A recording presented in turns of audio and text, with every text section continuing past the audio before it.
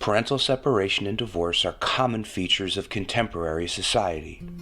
About 25% of children in the United States live with only one parent. The parents may have been married and then separated or divorced. Perhaps the parents were never married and never lived together. Or perhaps they weren't married, then did live together, but later separated. Many children are able to deal with their parents' divorce in a reasonably constructive manner because of their inherent resiliency, the parents' ability and willingness to communicate and collaborate in a healthy manner, and the support of extended family members and others in the community. On the other hand, children may be battered and injured by factors that are directly or indirectly associated with the divorce. Reduced parenting time with one or both parents, financial instability, relocation, which involves changing schools and losing friends, and the inconvenience of traveling between the parents' homes. Both clinicians and forensic evaluators know that the single most important factor that harms children of divorce is continual conflict between the parents. Children are damaged when their parents fight in front of them, over them, and through them. Mental health practitioners see and hear about children of divorce in a variety of contexts. The mental health practitioner may be the therapist for the child or one of the parents. The child may present to an emergency department in a crisis situation. The child may be an observer or victim of domestic violence. In the forensic context, the mental health practitioner may conduct a child study evaluation or participate in investigation of allegations of child maltreatment. Clinical and forensic practitioners may identify a number of mental conditions in children who experience high conflict divorce, which are described in this video and assigned appropriate terminology in the Diagnostic and Statistical Manual of Mental Disorders, 5th edition, also known as the DSM-5. First, parental estrangement. Parental estrangement isn't a mental disorder. It refers to a child's rejection of a parent for a good reason. For example, a child might refuse to have a relationship with a parent who previously was abusive or neglectful, or who abandoned the family. If one of the parents abused the family or a family member, it's understandable that the child might avoid parenting time with that person. It's not a mental disorder to reject a relationship and avoid spending time with an abusive individual. It's normal for a child to behave in that manner. Although parental estrangement isn't a mental disorder, there are terms in the DSM-5 that can be used to identify children who experience the condition. In the DSM-5, abuse and neglect are found in this section, quote, other conditions that may be a focus of clinical attention, end quote, which are referred to as conditions and problems rather than mental disorders. The section includes personal history of physical abuse in childhood and personal history of neglect in childhood. When a clinical or a forensic practitioner determines that a child exhibits parental estrangement, one of those terms may be used to establish the appropriate diagnosis. Second, transitory adjustment problem. Many children of divorce have transitory symptoms which may take the form of excessive worrying, sadness, anger, oppositional behavior, impaired social relationships, and compromised school performance. These symptoms may occur when the child initially learns of his or her parents' plan to divorce, when the parents argue excessively, when the parents separate, and when important changes occur in the child's life, such as moving to a new neighborhood. The typical diagnosis is one of the adjustment disorders. For example, adjustment disorder with anxiety. Third, loyalty conflict. A loyalty conflict occurs when the child tries to maintain a positive relationship with both parents, even though the parents are battling with each other. For example, when the child is with parent A, he misses parent B. When the child is with parent B, he misses parent A. The greater degree of parental conflict, the more intense the loyalty conflict becomes for the child. When the loyalty conflict is more intense, the child experiences cognitive dissonance, an uncontrollable mental state that occurs when a person holds the same two thoughts that are incompatible or contradictory. The greater the cognitive dissonance, the greater the mental discomfort. Some children try to resolve their loyalty conflict in a manner that seems adaptive given the difficult circumstances.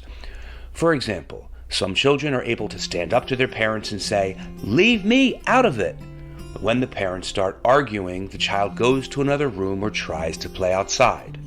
When interviewed during the course of a custody evaluation, he or she declares neutrality. He may say that he loves both parents equally and wants both parents to share custody. Some children try to resolve their loyalty conflict in a manner that's clearly maladaptive, that is, by aligning with parent A and rejecting parent B. This mental process is called parental alienation, which is discussed later in this video. When DSM-5 was published in 2013, several new terms were introduced into the section Relational Problems, which is part of Other Conditions. One of the new mental conditions in the DSM-5 is child affected by parental relationship distress, explained as, quote, "This category should be used when the focus of clinical attention is the negative effects of parental relationship discord. For example, high levels of conflict, distress, or disparagement on a child in the family, including effects on the child's mental or other mental disorders. This category should be used when the focus of clinical attention is the negative effects of parental relationship discord. For example, high levels of conflict, distress, or disparagement on a child in the family, including effects on the child's mental or other medical disorders." If a clinical or forensic practitioner finds that a child is experiencing a loyalty conflict that causes distress or dysfunction, the diagnosis may be child affected by parental relationship distress. Fourth, internalized chronic stress. If external stressors, especially high conflict between the parents, continue for an extended period, the child's symptoms may become internalized and develop into a more serious mental condition. Typically, the symptoms cluster to take the form of an anxiety disorder, a depressive disorder, or a somatic symptom disorder. An important recent study from Sweden showed that children of divorced parents had more sleeping problems, headaches, stomach aches, tenseness, and sadness than children in intact families. Regarding possible DSM-5 diagnoses, major depressive disorder and suicidality may develop in a child who grieves the loss of his previous family life or the loss of time with the non-custodial parent. If the child fears the loss of the custodial parent, he or she may develop separation anxiety disorder.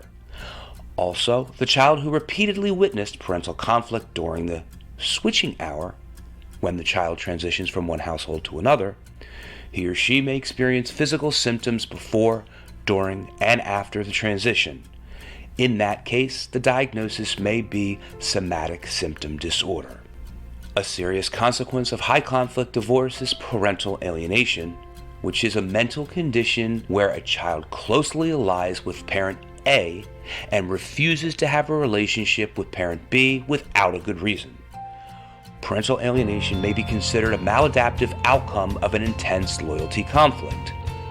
An adaptive and reasonably healthy way to deal with a loyalty conflict is for the child to seek a neutral position and avoid picking one parent over the other. A problematic way to deal with a loyalty conflict is for the child to align strongly with one parent and totally shun the other. Parental alienation may also be contrasted with parental estrangement. The latter involves rejecting a parent for a good cause, such as a history of maltreatment. Alienation involves rejecting a parent without a legitimate reason. Richard Gardner identified 8 symptoms of parental alienation more than 37 years ago. Parental alienation comes about as a result of 3 interacting and mutually reinforcing factors. Parental alienation usually occurs in the context of a high-conflict separation or divorce, although the seeds of parental alienation may have been sown when the family was still intact. Almost always, the preferred parent, also called the alienated parent, has indoctrinated or brainwashed the child to fear or dislike the rejected parent.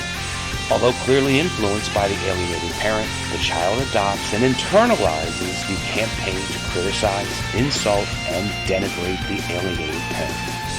When a clinician or forensic evaluator establishes that a child exhibits parental alienation, several DSM-5 terms can be used depending upon the circumstances of the particular case. In most cases of parental alienation, it's appropriate to use child affected by parental relationship distress. It's clear that parental alienation always constitutes the negative effects of parental relationship discord. If the focus of clinical attention is on the disturbed relationship between the child and the alienated parent, it's appropriate to use parental-child relationship problem. In addition, almost every writer and researcher in this field considers the indoctrination of a child to fear or dislike a parent to be a form of child psychological abuse. So if the focus of clinical attention is on the behavior of the alienating parent, child psychological abuse is appropriate. The same term can be applied to both the perpetrator and the victim of child abuse. Finally, severe cases of parental alienation sometimes constitute a shared psychotic disorder involving the alienated parent and the child. In the DSM-5, shared psychotic disorder was incorporated into delusional disorder. The rather cumbersome term is now delusional symptoms in partner of individual with delusional disorder. It's allowed, of course, to use two or more terms to identify a mental condition in a given patient or family. Some legal and mental health practitioners consider parental alienation to be a controversial concept. Two aspects of parental alienation that have been debated are whether parental alienation should be considered a syndrome and whether it should be included in the DSM-5 as a separate diagnosis. However, the vast majority of mental health and legal professionals accept the basic premise of parental alienation. For example, a survey of members of the Association of Family and Conciliation Courts found that 98% of the respondents said yes to the question, do you think that some children are manipulated by one parent to irrationally and unjustifiably reject the other parent? In addition, the American Academy of Child and Adolescent Psychiatry published practice parameters for child custody evaluations and AACAP official action. The practice parameters refer explicitly to and explain parental alienation. In recent years, hundreds of courts in the United States and Canada have taken parental alienation into consideration when they address and adjudicate child custody disputes. In conclusion, children may follow several paths through battlefield terrain when their parents engaged in a high-conflict separation or divorce. The children may avoid much of the conflict by declaring neutrality. Nevertheless, there'll be issues that will need to be resolved. The children will likely have some degree of loyalty conflict. They may internalize the stressors associated with the conflict and develop a serious mental disorder. They may become enmeshed with one parent and soundly reject the other parent because of the false belief that the alienated parent is evil or dangerous. Fortunately, the DSM-5 includes the terms child affected by parental relationship distress, parent-child relationship problem, and child psychological abuse, all of which help classify children who experience high-conflict parental separation or divorce. Clinical personnel and the forensic evaluators should carefully and accurately diagnose children of high-conflict divorce, and all mental health professionals should be trained on the topic. Trainees of all mental health disciplines, psychologists, psychiatrists, family therapists, nurse practitioners, social workers, and school counselors should learn how parental divorce affects children and what to do about it. The training of child custody evaluators and investigations should address the theoretical basis and the identification of loyalty conflicts, parental estrangement, and parental alienation. Written by Dr. William Burnett and produced by the Law Center. Click the link in the description portion of this video to learn more about them.